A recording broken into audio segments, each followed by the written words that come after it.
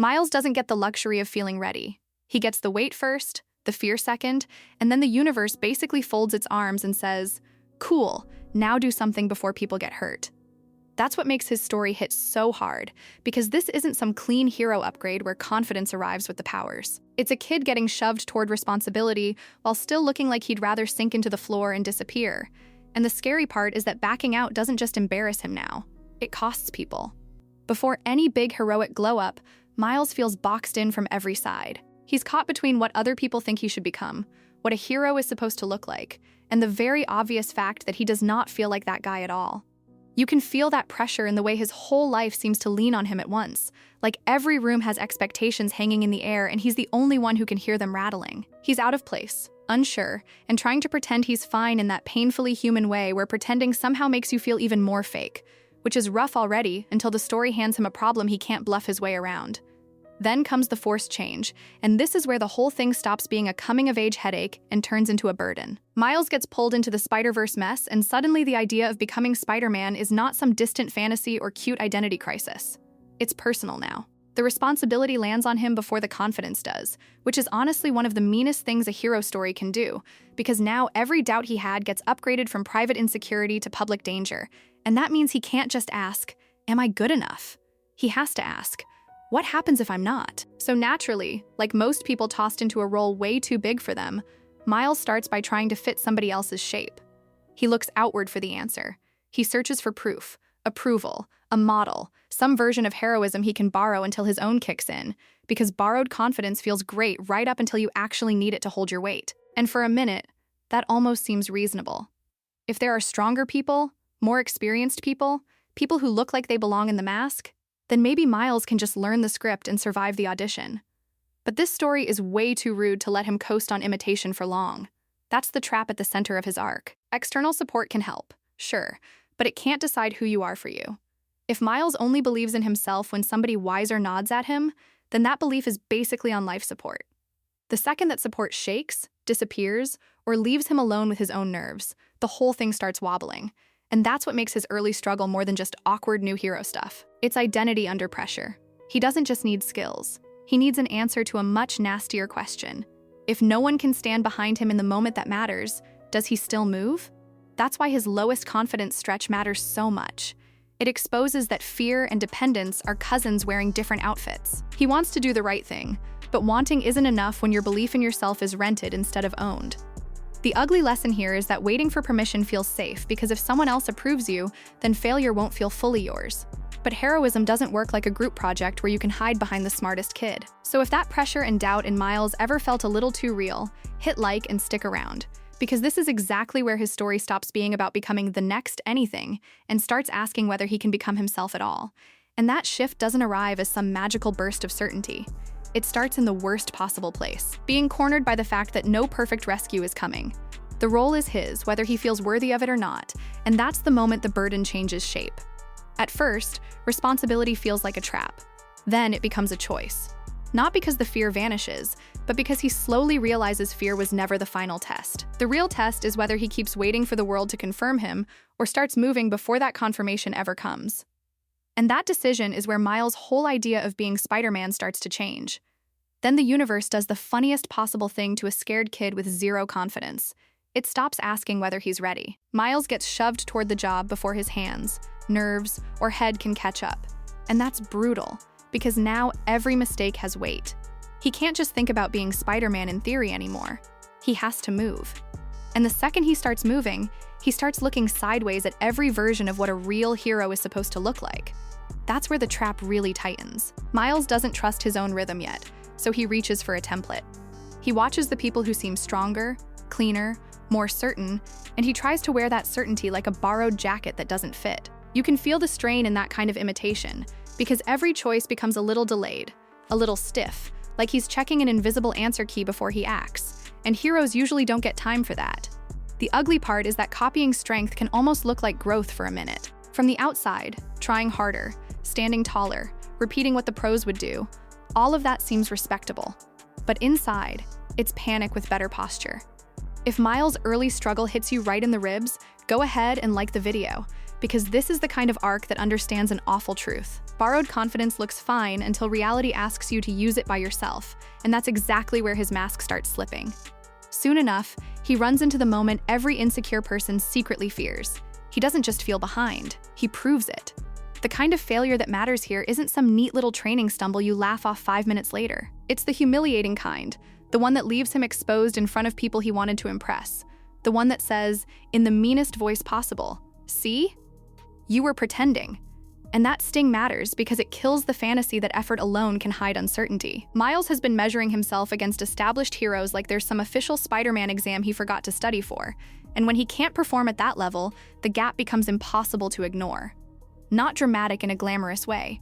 Either more like your body and brain both betray you at once, and now everybody can see the wobble. That's the point where imitation stops feeling safe and starts feeling dangerous. Because if he keeps acting like a copy, he's going to fail like one too. What makes this worse is that failure doesn't just bruise his ego. It threatens the whole support system he was leaning on. Once the illusion cracks, the stronger figures around him can't magically hand him a spine. Guidance can point, warn, even protect for a while, but it can't crawl inside his chest and make him believe he belongs there. And now he has to face the nastiest question in the story. If nobody can lend him that belief, what exactly is left when the help falls away? That's the beginning of real pressure, because this is where a lot of people confuse dependence with safety. As long as Miles is following someone else's model, he can blame the model when it breaks.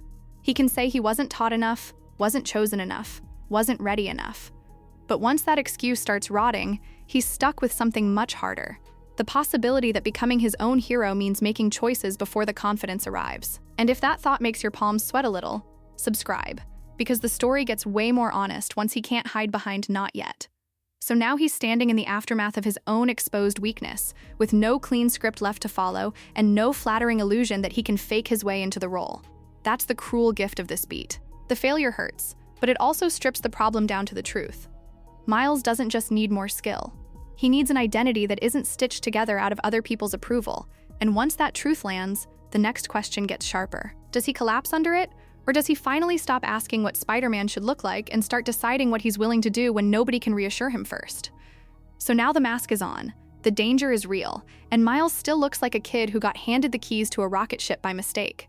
That's what makes this stretch hurt. He's not being asked to become Spider-Man someday when he feels centered and inspired and has the perfect training montage queued up.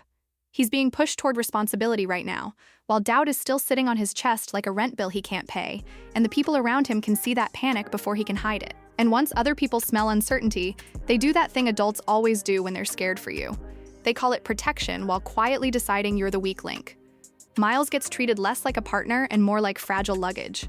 The message isn't always shouted, but it lands the same way every time. Stay back, let the real heroes handle this. Try not to die in the background, which is brutal, because he already suspects he's behind everyone else, and now the room is basically confirming it with extra seasoning. So the question stops being, can he help, and turns into, does anybody actually believe he belongs here at all?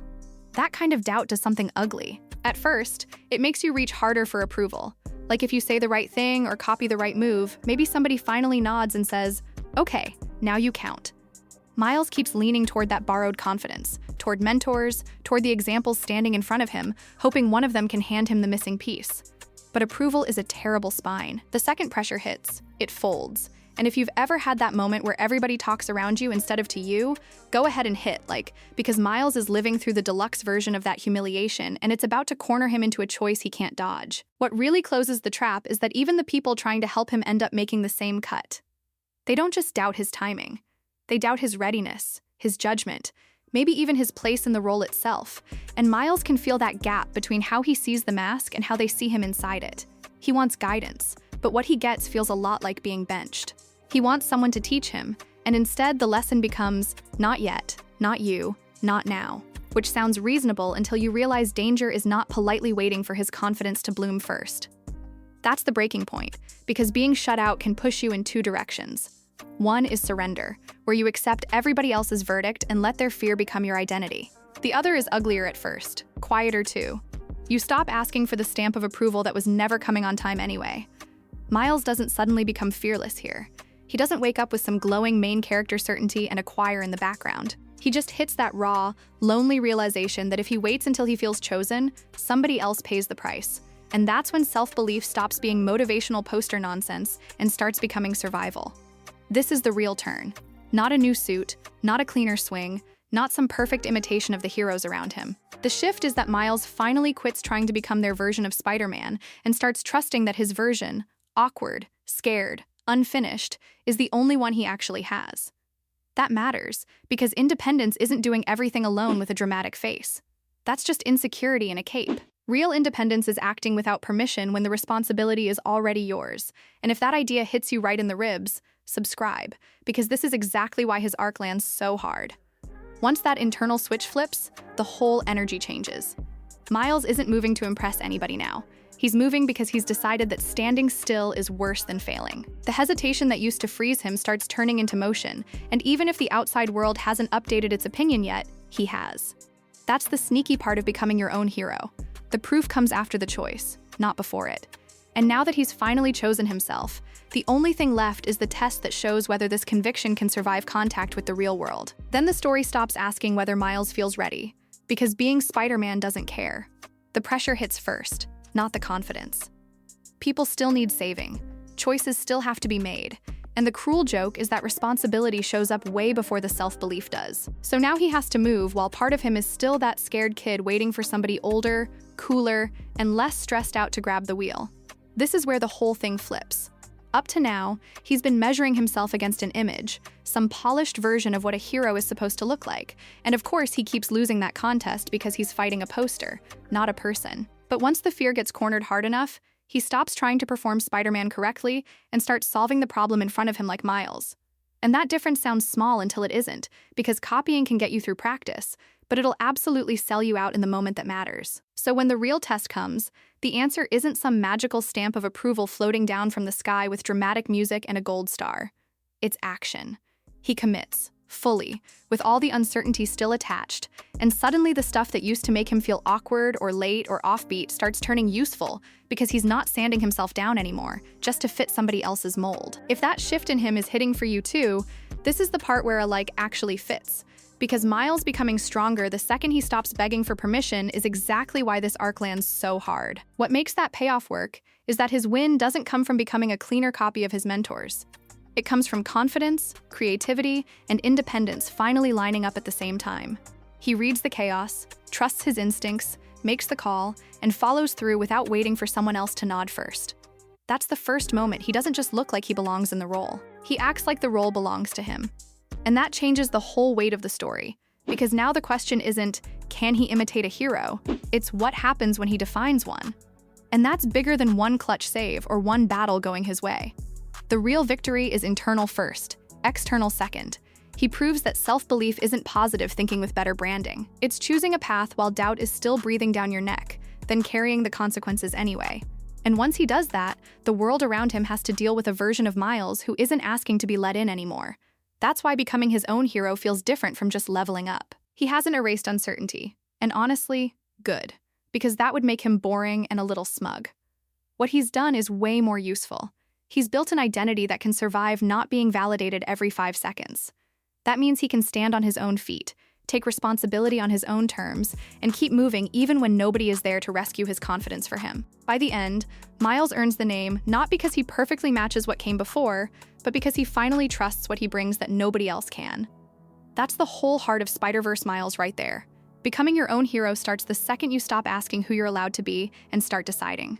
And if that's the moment that stuck with you too, subscribe, because that choice is what turns self-belief from a feeling into a future.